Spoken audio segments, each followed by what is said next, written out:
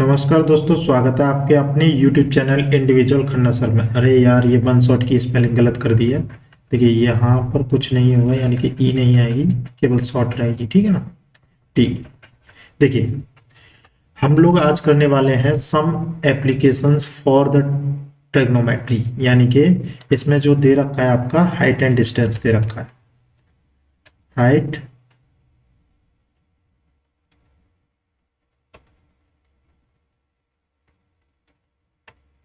कौन सा टॉपिक है आपका? Height and distance. Height and distance. इसके बाद में हम लोग क्या करेंगे, ट्रिग्नोमेट्री के कुछ इंपॉर्टेंट क्वेश्चंस भी करेंगे जिनको हमें करना है। ठीक ना। लेकिन आज मैं इसमें करीब 15 से 16 क्वेश्चंस कराऊंगा जो कि आपके क्या है, एनसीईआरटी बेस्ड है। कौन से? एनसीईआरटी बेस्ड है। यानी कि जितने भी क्वेश्चंस मैं कराऊंगा वो सारे के सारे कैसे होंगे, एनसीईआरटी की बुक से हैं, और हम इसको स्टेप बाय स्टेप समझेंगे और क्या होता है। First you know what is elevation angle and what is depression angle. Okay, करते हैं सीधे नेक्स्ट पेज लेते हैं और उसमें समझते हैं क्या होता है। ठीक है, पेज ले लिया। अब आपको पता होना चाहिए कि डिप्रेशन एंगल क्या होता है और एलिवेशन एंगल क्या होता है। पहले हम समझेंगे एलिवेशन एंगल। कौन सा एंगल? Elevation angle.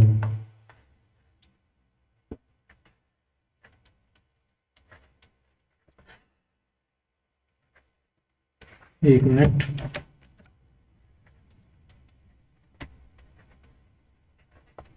इसको हम हिंदी में बोलते हैं उन्नयन कोण। उन्नयन कोण। अब ये उन्नयन कोण होता क्या है, ये आपको पता होना चाहिए। अब मैं इसके डायग्राम के हिसाब से समझा देता हूँ, आपको समझ लीजिएगा। ये क्या होता है आपका, हॉरिजेंटल लाइन होती है। कौन सी होती है? Horizontal line. और ये होता है आपका लाइन ऑफ साइट। यहां पर कोई ऑब्जेक्ट होता है, क्या होता है? ऑब्जेक्ट। लाइक ये ऑब्जेक्ट है। क्या है? ऑब्जेक्ट। ये गोलू मोलू सा क्या है? ऑब्जेक्ट है आपका। यहां पर जो एंगल बनेगा इसको हम मान लेते हैं थीटा। यही क्या होता है आपका? Angle of elevation. Angle of elevation. ठीक। क्या होता है? Angle of elevation. और ये होती है आपकी लाइन ऑफ साइट। ठीक, लाइन ऑफ साइट। और ये होता है हॉरिजॉन्टल पाथ। Horizontal path. ठीक है। अब मान के चलिए यहां पर क्या होगा, कोई भी एक क्या होगा, यहां पर जो देखने वाला इंसान है, यानी कि सीधी सी बात है, जो आई होती है, जो आपकी आई होती है, जो ऊपर की तरफ हम देखते हैं, वो तो आपका होता है एंगल ऑफ एलिवेशन। यानी कि यहां से, इस जगह से, ये जो आई मैंने बनाई है, यहां से ऊपर की तरफ देखेगा। किधर की तरफ देखेगा? ऊपर की तरफ। तो यहां पर जो कोण बनेगा, ऑब्जेक्ट और आई के कांटेक्ट में जो आपका बनेगा एंगल, उसी को हम क्या बोलेंगे? आपका एंगल ऑफ एलिवेशन। क्या बोलेंगे? Angle of elevation. ठीक है ना। अब नेक्स्ट समझ लेते हैं हम एंगल ऑफ डिप्रेशन। क्या समझ लेते हैं? Angle of depression. Angle of depression.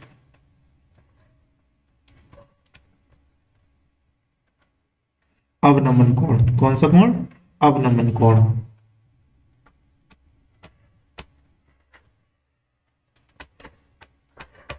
ठीक। कौन सा कोण है ये? अवनमन कोण है। तो इसको हमें क्या है, यहां से देखिए, सीधी सी बात है, कोई भी यानी कि जैसे मान के चलो आप किसी भी एक बिल्डिंग पे खड़े हैं। क्या है?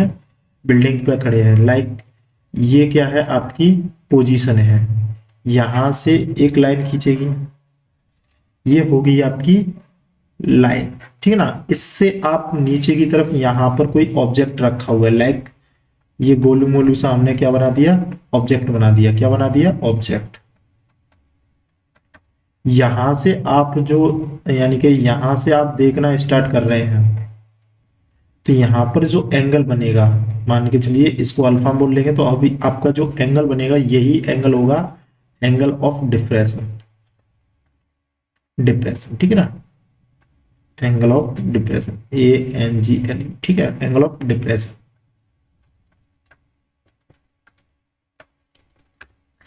ठीक, यानी कि अवनमन कोण। अब यहां से हम क्या कर लेते हैं, इसकी परछाई भी खींच लेते हैं, लाइक दिस। यहां पर आपका अल्फा, यानी कि ये वाला एंगल और ये वाला एंगल सेम रहेगा। कौन सा वाला? ये वाला एंगल और ये वाला एंगल सेम रहता है, क्योंकि यहां से आपका जो रहता है, इधर से भी कभी कभी दो दो एंगल साथ में दे रखा होते हैं, आपके डिप्रेशन एंगल भी दे देता है और आपका एंगल ऑफ एलिवेशन भी दे देता है। तब इनको साथ में सॉल्व करने के लिए यहाँ पर हम शैडो वाले एंगल्स बना सकते हैं, जैसे ये जो हमने बनाया है यहाँ पर, ये अल्फा और ये अल्फा, ठीक है, यही होता है। ठीक, ये होते हैं आपके angle of depression and angle of, देखिए ये होता है एंगल ऑफ एलिवेशन, उन्नयन कोण, जो मैंने समझाया आपको। अब नीचे होता है आपका एंगल ऑफ डिप्रेशन, अवनमन कोण। ठीक, इतना समझा दिया। और हमने आपको लोगों को बताया ही है कि हम लोग क्या करेंगे आज, आपके हाइट एंड डिस्टेंस के जितने भी क्वेश्चंस बनते हैं, यानी कि जो main main important and type वाले क्वेश्चंस होते हैं, सारे के सारे आज हम लोग करेंगे। चलते हैं सीधे क्वेश्चंस की तरफ, ज्यादा टाइम वेस्ट नहीं करेंगे आपका, क्योंकि 15-16 क्वेश्चंस कराने हैं और बहुत लेंथी क्वेश्चंस होते हैं इसमें, तो इस वजह से जल्दी से चलते हैं क्वेश्चंस की तरफ। ठीक है, आ गए हम फर्स्ट क्वेश्चन पर, अभी नहीं आया, अब आ जाएंगे फर्स्ट क्वेश्चन पर। क्वेश्चन है,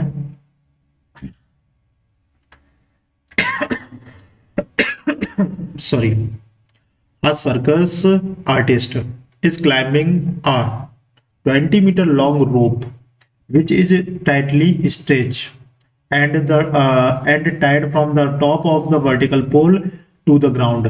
Find the height of the pole if the angle made by the rope with the ground level is 30 degree.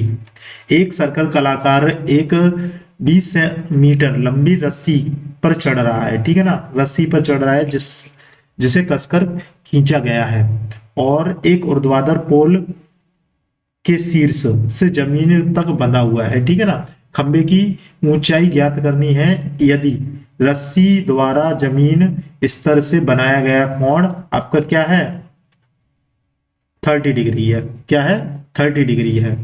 चलिए, तो अब हम इसको क्वेश्चन को सॉल्व करना स्टार्ट करते हैं। क्या बोल रहा है वो, देखिए इसके लिए ना फर्स्ट आपको क्या आना चाहिए, क्वेश्चन को पढ़ना आना चाहिए और उसकी जो लैंग्वेज दे रखी है उसको समझ में आना चाहिए। अब देखिए, ध्यान रखिएगा, जो जमीन से ऊपर की तरफ देखता है वो बनता है आपका एलिवेशन एंगल, यहां से यहां तक का, ठीक है ना। ये जो दे रखा होता है ये आपका एलिवेशन एंगल बनता है, इस बात को ध्यान रखिएगा।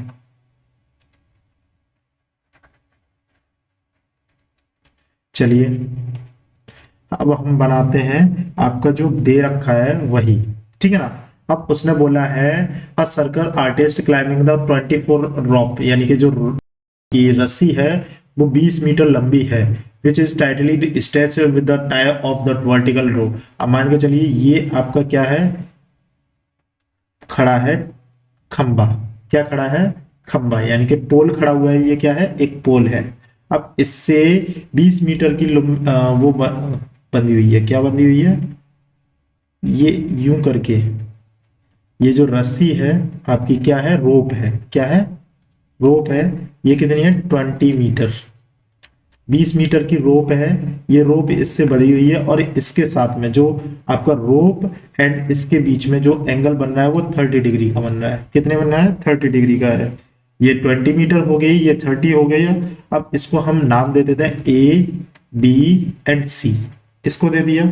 यहां पर आपका कौन सा बनेगा, 90 डिग्री का एंगल है। कौन सा है? 90 डिग्री का एंगल है। अब देखिए हमको दे क्या क्या रखा है, अब हमने इसको AC माना है, तो AC बराबर आपका 20 मीटर हो गया। कितना हो गया? 20 मीटर हो गया। और अब हमें फाइंड क्या करना है, मतलब फाइंड करना है आपको हाइट। एक मिनट,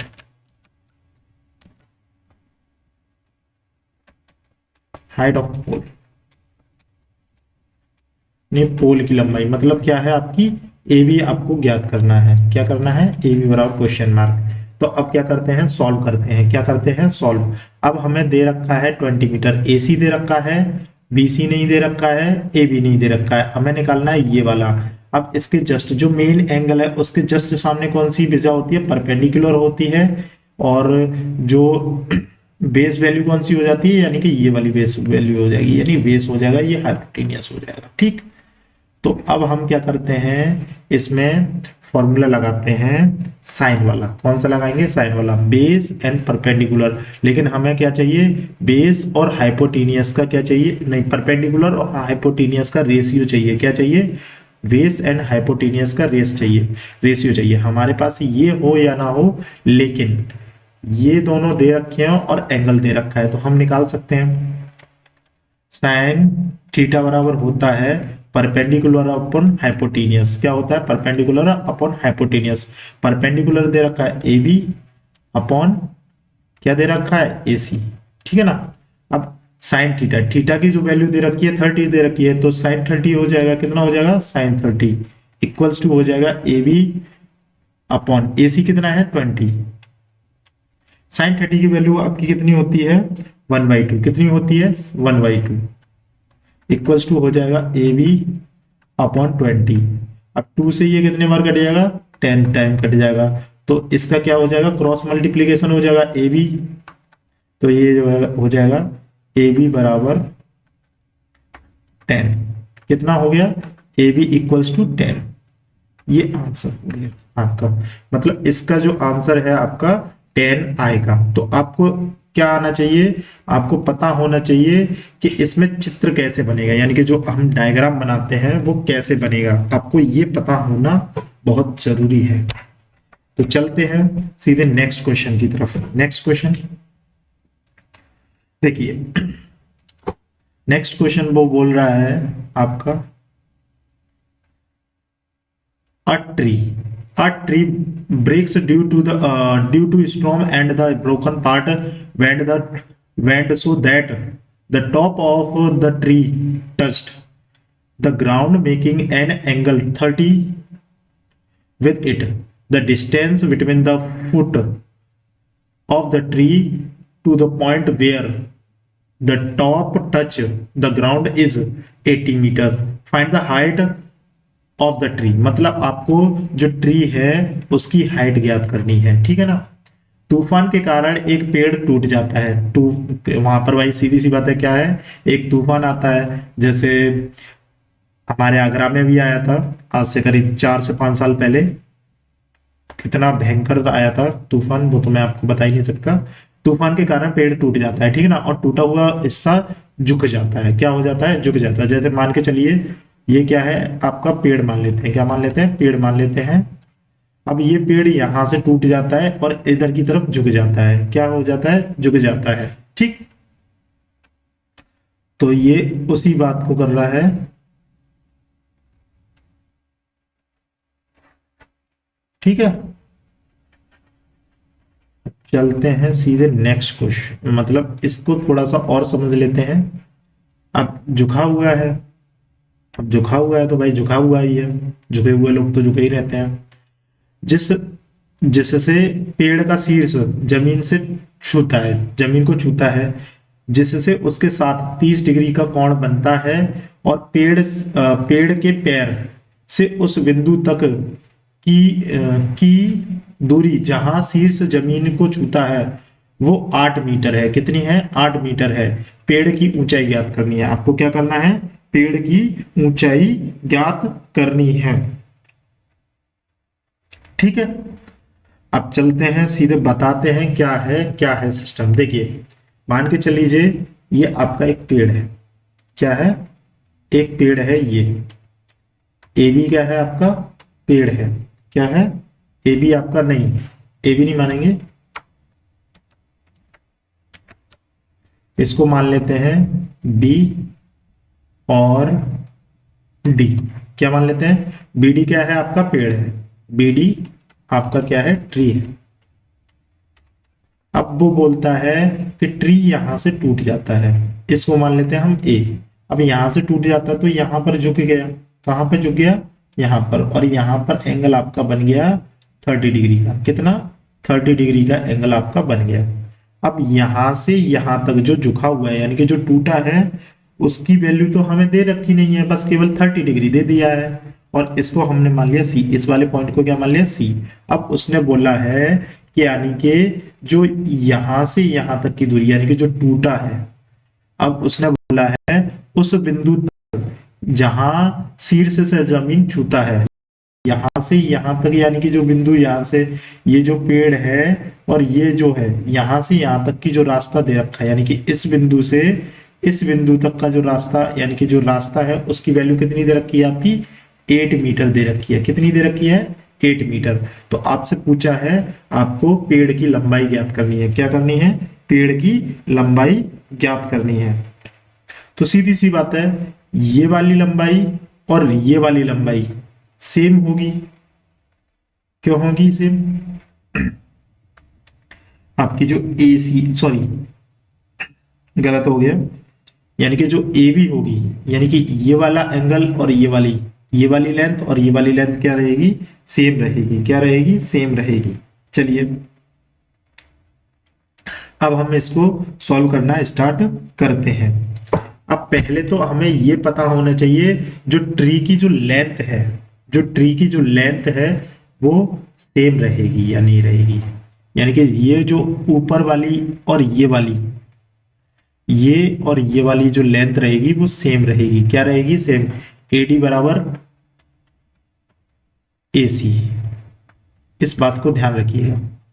पूछिए ऐसा क्यों, AD बराबर AC। अब मान के चलिए ये आपकी टोटल लंबाई है, ये यहां से टूट गया तो ये वाली जो लंबाई है यहाँ नीचे ही तो आएगी, तो AC बराबर AD रहेगा। तो देखिए हम टोटल लेंथ कितनी हो जाएगी,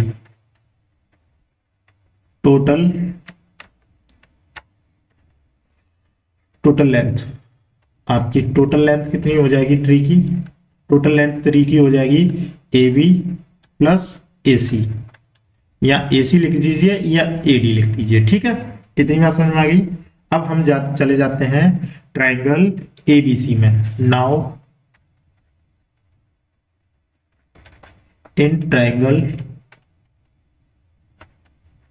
ABC में चले गए, ABC में क्या करेंगे, use the cosine rule and tangent, ठीक है ना। अब क्या करेंगे, कॉस ले लेंगे, यहां पर दे रखा है आपको 8 मीटर और हमें चाहिए AB चाहिए, ये वाली लेंथ चाहिए और ये वाली लेंथ चाहिए, मतलब ये दोनों लेंथ हमें निकालनी है, हमें ये दे रखा हुआ है। तो हमें क्या निकालना पड़ेगा, इसका और इसका रेशियो और इसका रेशियो 2 बार हमें निकालना पड़ेगा, तब जाकर के ये वैल्यूज निकलेंगी। तो अब पहले हम ले लेते हैं परपेंडिकुलर और बेस का रेशियो, परपेंडिकुलर और बेस का रेशियो किस में होता है, देखिए पंडित बद्री प्रसाद हर बोल, ये आपकी शॉर्ट ट्रिक होती है 6 फॉर्मूलों को याद करने की, ठीक है ना। P अपॉन बी किस में रहता है आपका, 10 में, किस में रहता है 10 में, और इसके साथ में क्या चाहिए हमें, एक हाइपोटेनियस अपॉन बेस, मतलब hypotenuse upon base upon hypotenuse, ये रहता है आपका बेस अपॉन हाइपोटेनियस, ये वाला रहता है कॉस में, किस में रहता है कॉस में। तो पहले हम क्या लगाएंगे, कॉस वाले वैल्यूज लगा देंगे। तो नाउ ट्राइंगल इन ABC, तो नाउ कॉस 30 डिग्री, मतलब 30 डिग्री है तो 30 ले लेंगे, 30 डिग्री इक्वल्स टू हो जाएगा आपका base upon hypotenuse, B upon H हो जाएगा। बेस कितना है आपका 8 सेंटीमीटर, 8 सेंटीमीटर मतलब BC, 8 metre sorry 8 metre upon, और H कितना है आपका निकालना है, H है आपका AC।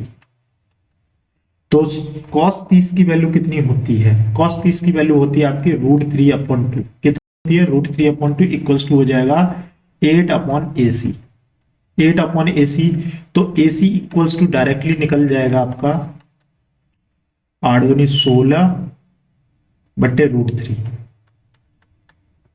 कितना आ गया। इसको मान लेते हैं हम इक्वेशन फर्स्ट, या फिर वैल्यू लिख दीजिए, ये बंद कर देते हैं, ठीक है। नेक्स्ट पेज ले लिया हमने। अब हमें निकालना है, नेक्स्ट देख लेते हैं। अब हमें निकालना है कॉस वाली वैल्यू तो हमने निकाल ली, अब निकालेंगे हम टेन वाली। क्या निकालेंगे?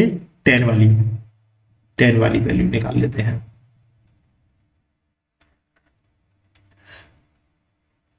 टेन 30 डिग्री, टेन 30 डिग्री हो जाता है आपका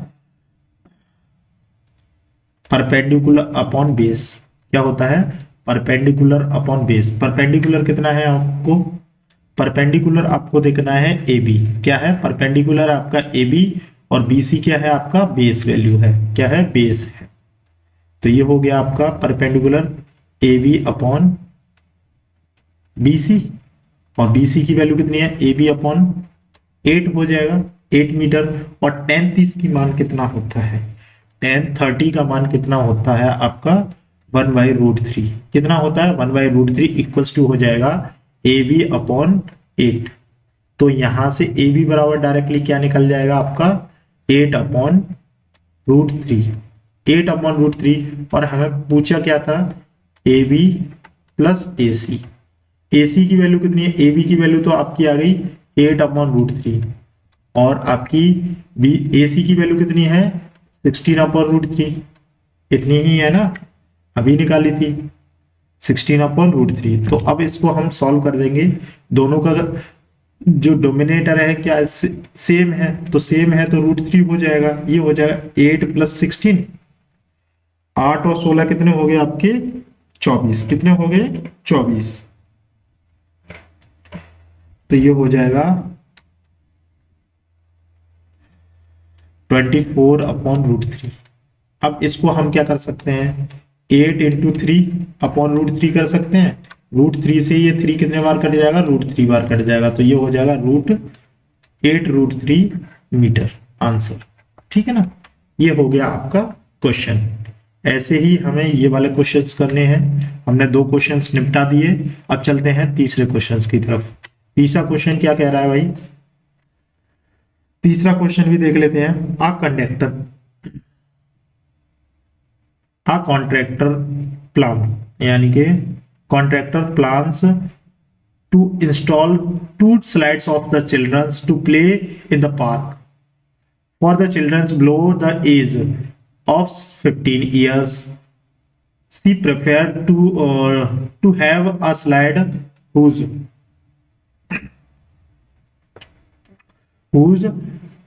top is at height of 1.5 meter and the included at the angle of 30 degree to the ground.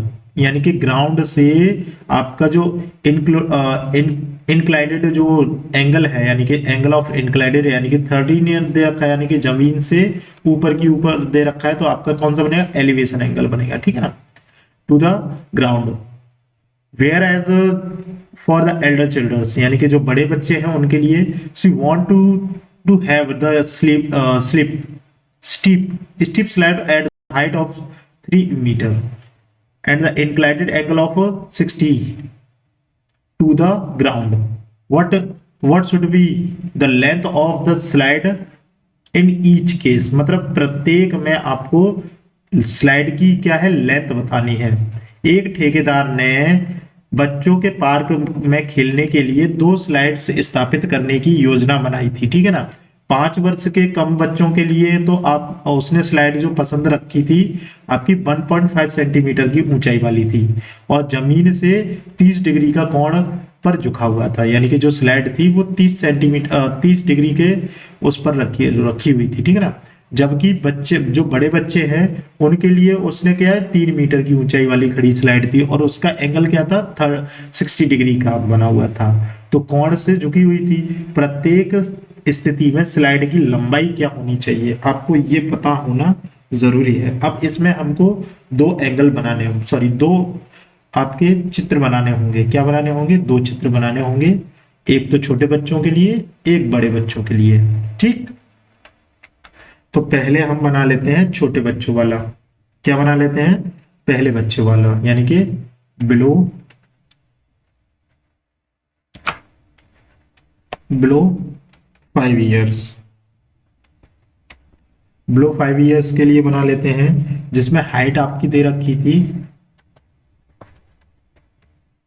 1.5 centimetre और एंगल था आपका 30 डिग्री। कितना था? 30 degree. Now we can draw the, ये आपकी है स्लाइड, और यहां पर वो झुकी हुई है कितने एंगल पर? 30 डिग्री पर। ये हो गया आपका 30 डिग्री। कितना हो गया? 30 डिग्री इस पर झुकी हुई है। और इसकी जो लेंथ दे रखी है, लंबा ऊंचाई दे रखी है 1.5 मीटर दे रखी हुई है। ये ए बी एंड सी, ये हो गया। अब इसमें क्या करना है?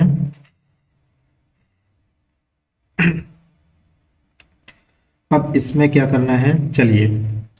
Now triangle ABC, now triangle ABC,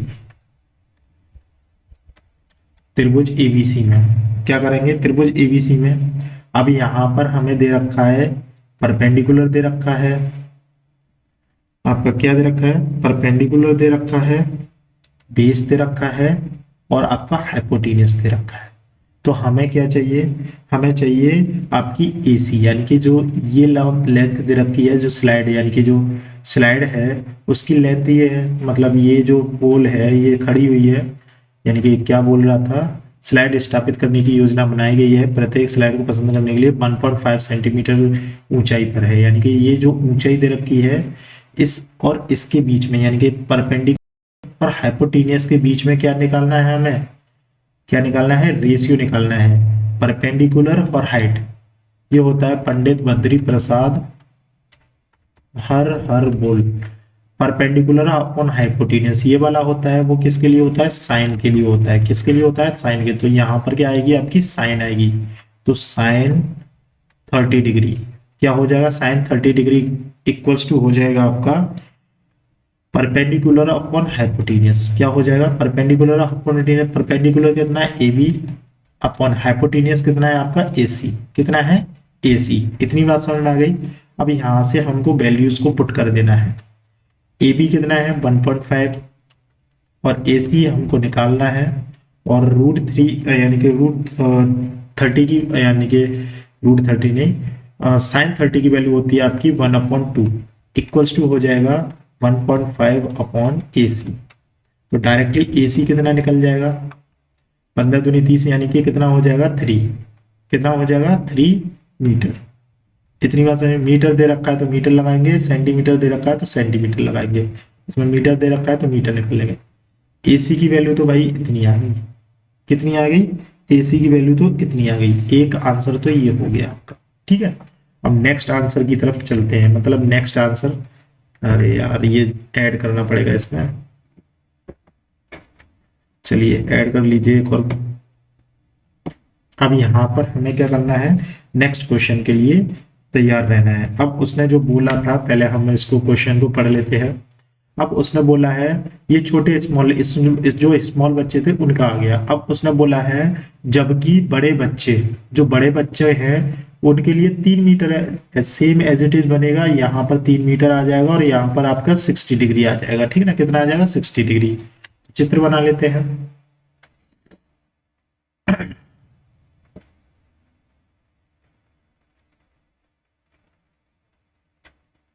ये यहाँ पर 60 डिग्री हो जाएगा, और यहाँ पर हो जाएगा आपका 3 मीटर, और आप लग लीजिए यहाँ पर पी क्यू आर।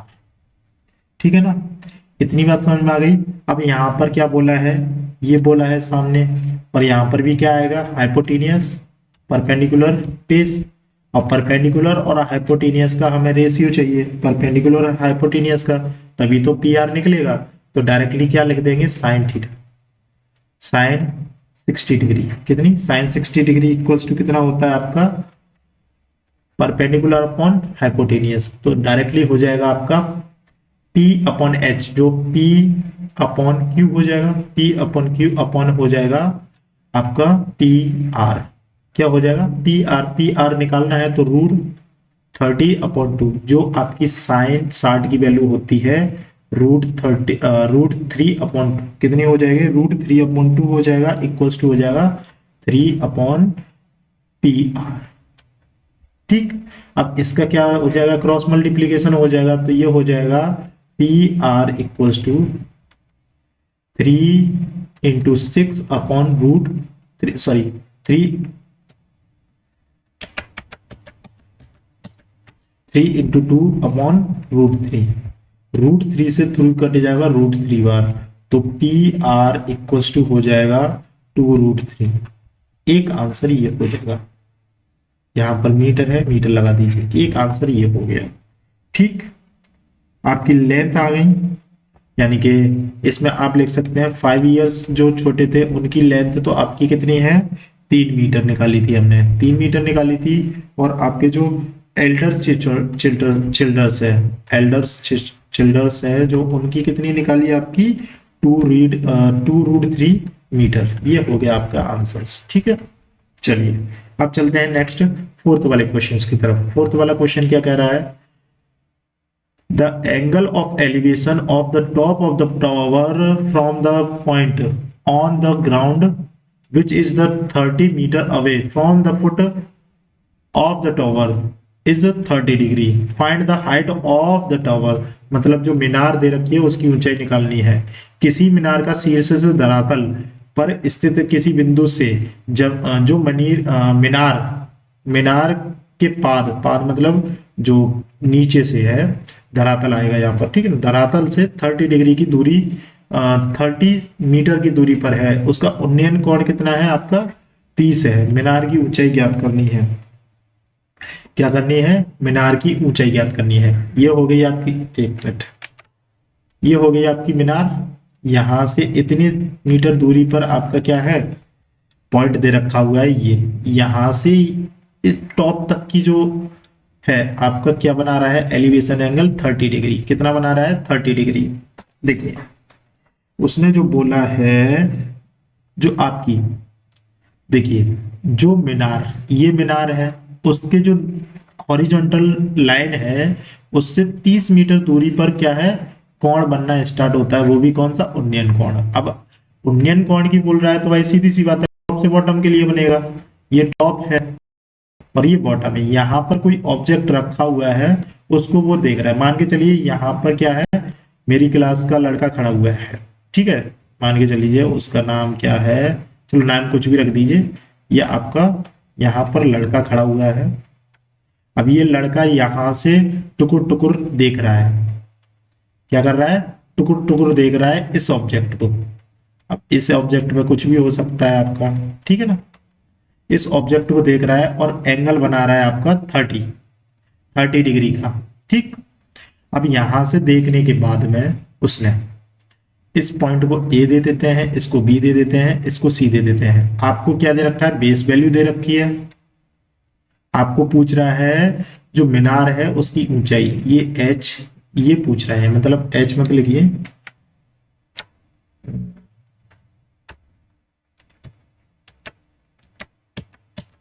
ये परपेंडिकुलर यानी कि ए बी की वैल्यू आपको पूछ रहा है। ए बी बराबर क्वेश्चन मार्क पूछ रहा है और आपको दे रखा है बी सी बराबर, आपको दे रखा है 30 सेंटीमीटर। आपसे ए सी की वैल्यू दे नहीं रखी है, ए सी की वैल्यू नहीं दे रखी है, तो अब हमें रेशियो किसका चाहिए, परपेंडिकुलर और बेस का रेशियो चाहिए। परपेंडिकुलर और बेस का रेशियो चाहिए होता है तो सीधी सी बात है वो किस में निकलता है, tan में निकलता है। किस में निकलता है, tan में। परपेंडिकुलर और बेस का रेशियो किस में निकलता है, tan में। तो tan थीटा बराबर होता है आपका P/B। क्या होता है, P/B। तो tan थीटा बराबर P/B, मतलब AB अपॉन कितना हो जाएगा, BC। BC की वैल्यू कितनी दे रखी है, 30, और tan 30 हो जाएगा। tan 30 की वैल्यू कितनी होती है, tan 30 इक्वल्स टू हो जाएगा AB अपॉन BC। BC की कितनी है, 30। ठीक। टेन 30 की वैल्यू होती है आपकी 1/√3, तो 1/√3 इक्वल्स टू हो जाएगा आपका A B upon 30। A B upon 30 हो गया। इसके बाद में इसका क्या हो जाएगा, क्रॉस मल्टीप्लीकेशन हो जाएगा, तो ए बी इक्वल्स टू हो जाएगा डायरेक्टली √3/30।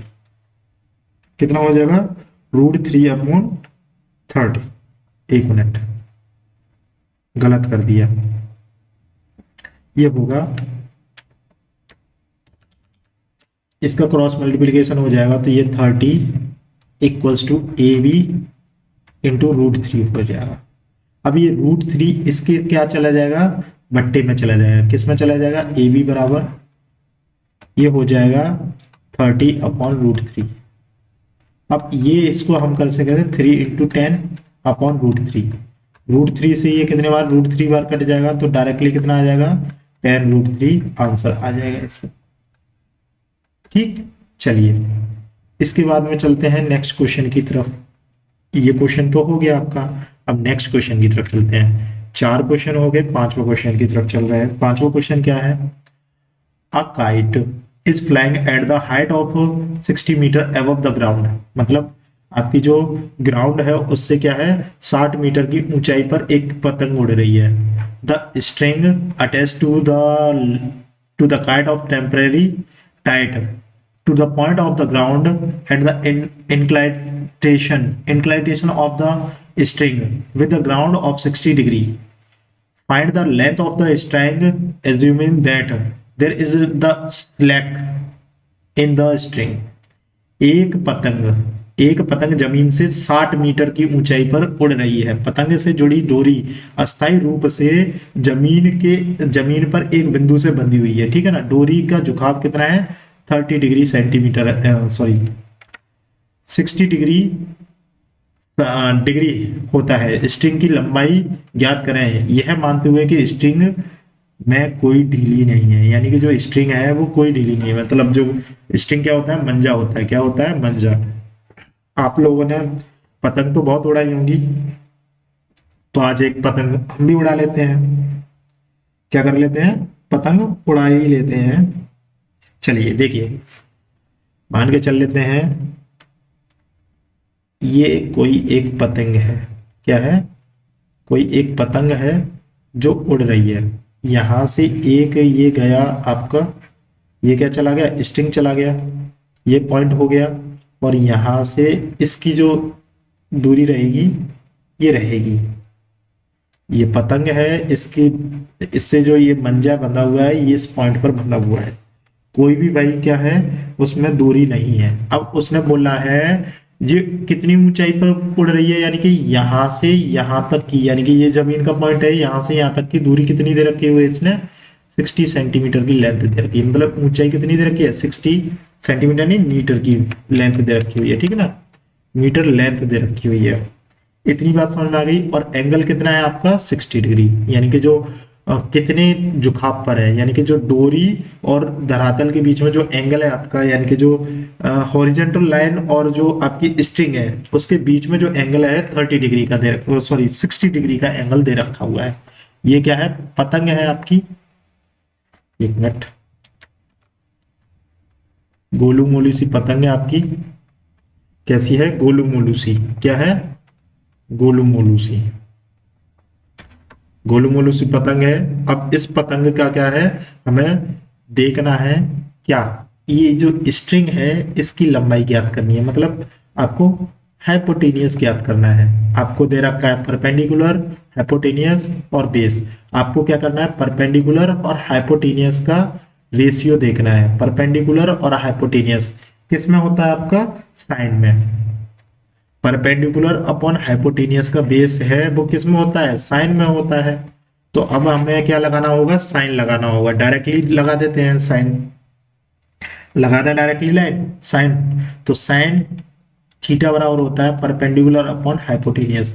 अब इसमें परपेंडिकुलर क्या है, परपेंडिकुलर है आपका, कोई नाम दे देते हैं ए बी बी सी। ठीक है ना, तो ए बी क्या है, परपेंडिकुलर है A B upon B C कितना है, यानी कि ए सी क्या है, हाइपोटेनियस है। अब ए बी की वैल्यू कितनी है, यहां पर रखेंगे नीचे साइन साइंस साइंस थीटा कितना है 60 डिग्री है तो 60 डिग्री ले लेंगे तो साइन 60 इक्वल्स टू हो जाएगा आपका A B upon A C A B upon A C. अब ए बी कितना है पता ही नहीं है, पता है ना 60 है सॉरी, अपॉन ए सी कितना है पता नहीं है तो यहां पर कितना रहेगा ए सी के ए सी रह जाएगा। अब साइन 60 डिग्री की वैल्यू कितनी होती है आपको ट्रिग्नोमेट्री टेबल याद होनी चाहिए तो √3/2 इक्वल्स टू हो जाएगा 60 अपॉन ए सी। इसमें क्या है थोड़ा सा मसाला डाल देते हैं मतलब सॉल्यूशन कर देते हैं ठीक है ना। इसका क्या हो जाएगा क्रॉस मल्टीप्लीकेशन हो जाएगा ए सी अपॉन हो जाएगा 60 इंटू 2 अपॉन √3। इसको हम लिख सकते हैं 3 इंटू 20 इंटू 2 अपॉन √3। इससे ये √3 बार कट जाएगा तो कितना हो जाएगा 40 √3। ये हो गया आपका answer metre.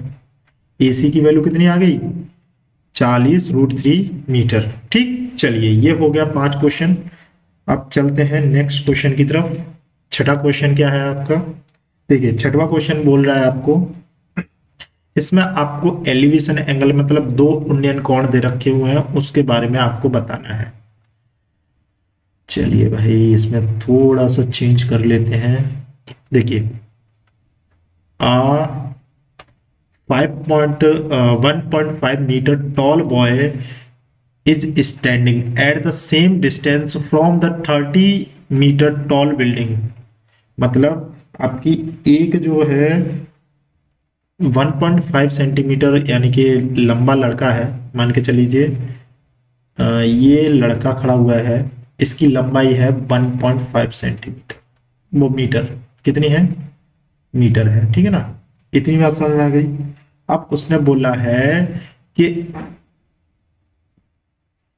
Standing the angle of elevation from his eyes उसकी आइज से टॉप की बिल्डिंग जो इंक्रीज है 30 और 60 वॉकिंग साइड्स दे रखी हुई हैं उसके हिसाब से divide the building find the distance of the wall के wall to divide the building. मतलब एक 1.5 सेंटीमीटर लंबा लड़का 30 मीटर की ऊंची इमारत से 30 मीटर ऊंची जो इमारत दे रखी है उससे कुछ दूरी पर खड़ा हुआ है। देखिए मान के चलिए ये आपकी क्या है इमारत है क्या है इमारत है।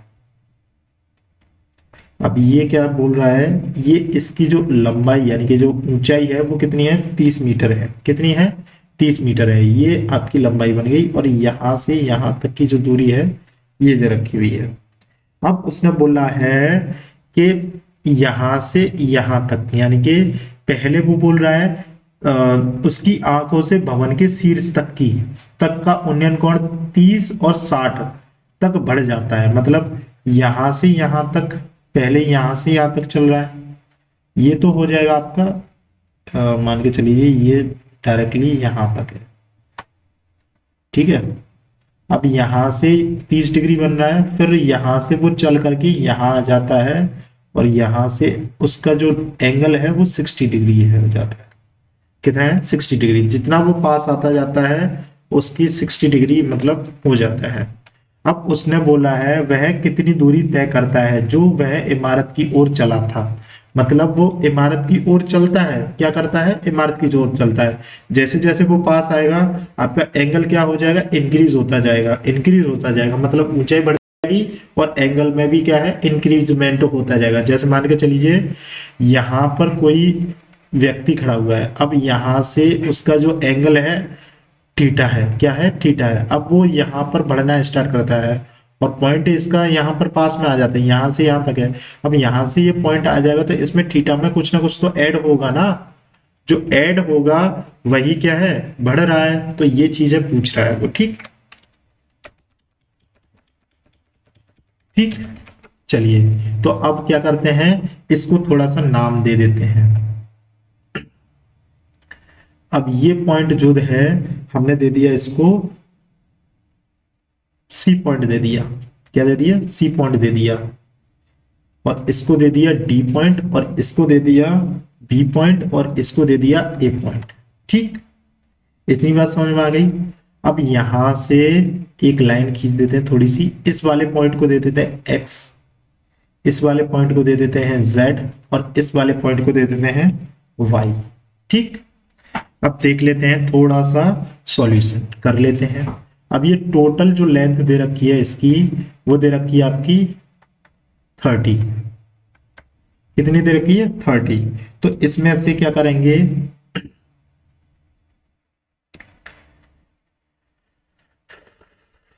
एक मिनट, क्या कर सकते हैं, ये वाली इसके बराबर रहेगी, ये वाली इसकी, चलो ठीक है।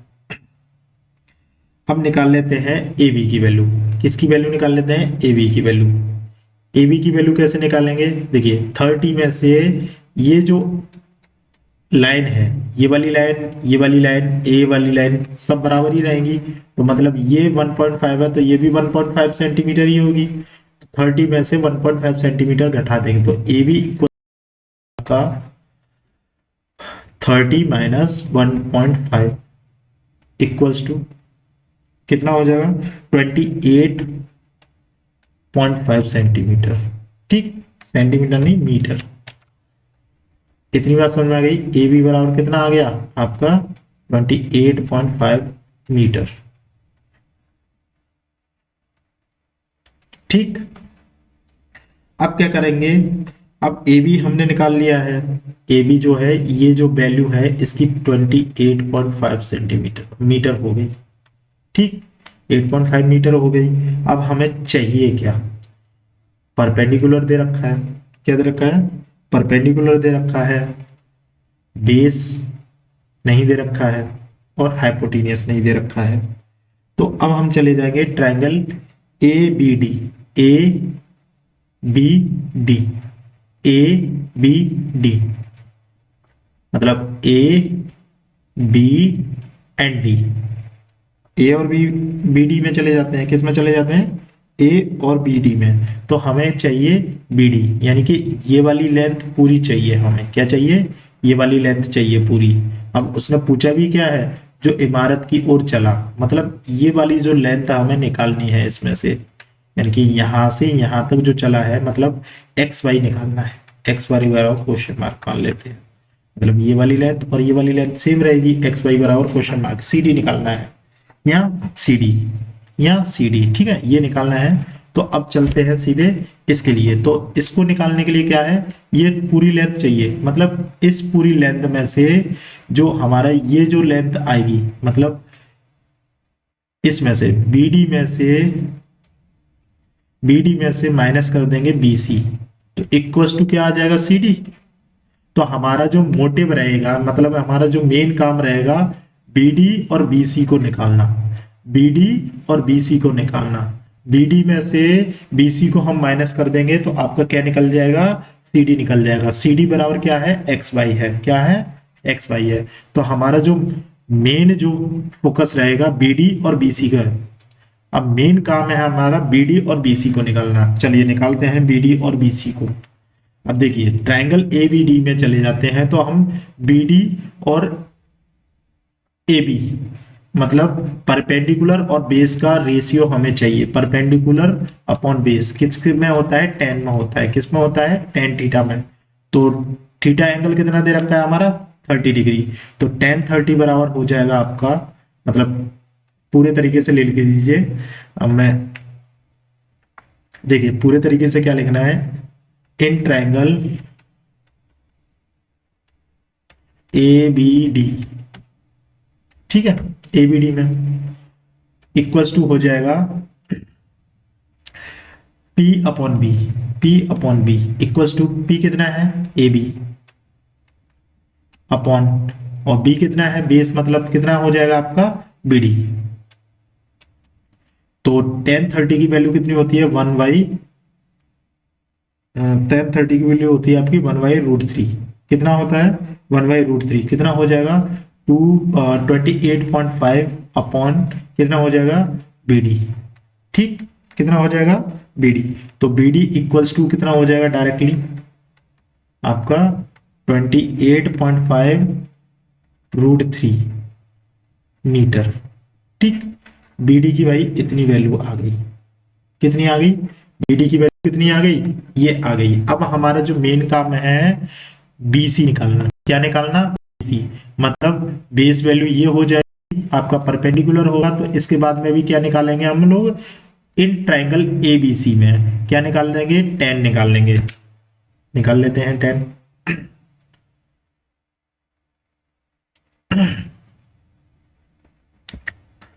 चलो यार ये बड़ी आफत है, ऐड कर लेते हैं एक और पेज। अब यहां पर कर लेते हैं हम लोग स्टार्ट। अब हमें निकालना है इन ट्राइंगल ABC, तो tan 60 डिग्री इक्वल्स टू हो जाएगा P/B, P/B हो जाएगा। अब हमें इसमें थोड़ा सा चित्र देख लेते हैं, चित्र के हिसाब से काम करेंगे। ठीक, अब चित्र में बोल रहा है ये हो गई PB, यानी कि जो P है वो हो गई AB, और BC क्या हो गई, बेस वैल्यू। बेस वैल्यू हमें निकालनी है AB/BC, यानी कि 28.5/BC। ये लिखेंगे अब हम लोग, यहां पर कितना लिखना है, 28.5/BC, और tan 60 की वैल्यू कितनी होती है, √3, कितनी होती है, √3। तो √3 इक्वल्स टू हो जाएगा आपका 28.5/BC। इसके नीचे एक मान लेंगे, क्रॉस मल्टीप्लीकेशन करेंगे तो BC इक्वल्स टू हो जाएगा डायरेक्टली 28.5/√3। ये निकल आया हमारे पास, BC भी आ गया, BD भी आ गया। क्या आ गया, BC भी आ गया और BD भी आ गया। देखिए BC भी आ गया और BD भी आ गया। अब हमें चाहिए क्या, ये निकालना है, तो डायरेक्टली CD बराबर लिख दें। क्या लिख दें, डायरेक्टली CD बराबर लिख देते हैं।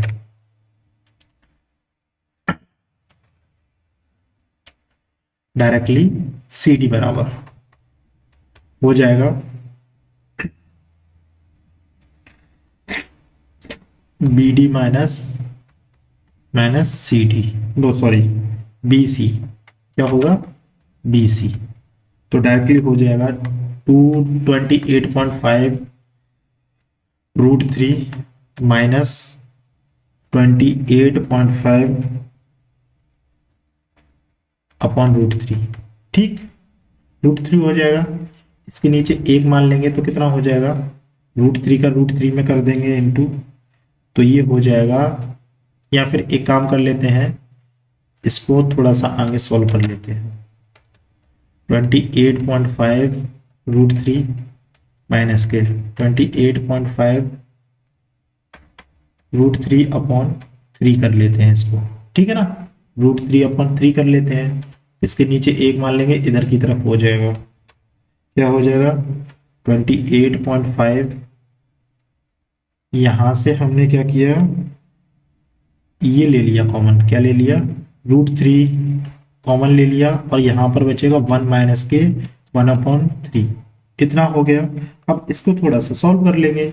अब इसको सॉल्व करेंगे तो ये हो जाएगा 28.5√3 इंटू, ये हो जाएगा 3 में से एक जाएगा तो 2/3 हो जाएगा। कितना हो जाएगा, 2/3 हो जाएगा। और इसको थोड़ा सा बस सॉल्व करना है। इससे ही कितने बार कट जाएगा, √3 बार कट सकता है।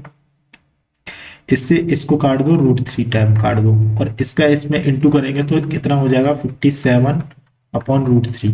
कितना हो गया, 57/√3 हो जाएगा। और 57 को कितना लिख सकते हैं, इंटू 3/√3 हो जाएगा। √3 से ये कितने बार कटेगा, √3 बार कट जाएगा। तो डायरेक्टली आंसर कितना आ गया आपका, 19√3। ये हो गया आंसर। ठीक, आज के लिए इतना ही काफी है भाई। और ये हमारी क्लास जो है रिकॉर्डेड डली हुई है, तो चलते हैं सीधे। अब मैंने लाइव के लिए बोला था लेकिन लाइव नहीं हो पाई है, बिकॉज आज हमारे सर्वर में थोड़ी डाउन चल रहा था, इस वजह से लाइव वीडियो आपकी नहीं हो पाई है। रिकॉर्डेड वीडियो है, सब लोग देख लीजिएगा। हम लोगों ने 5 या 6 क्वेश्चंस किए हैं, बाकी के जो क्वेश्चंस हैं हम लोग लाइव स्ट्रीम में ही कराएंगे। ठीक है, और भाई आप लोग जो हैं वीडियो को भाई शेयर किया कीजिए जिससे कि और लोगों को भी बेनिफिट मिल सके।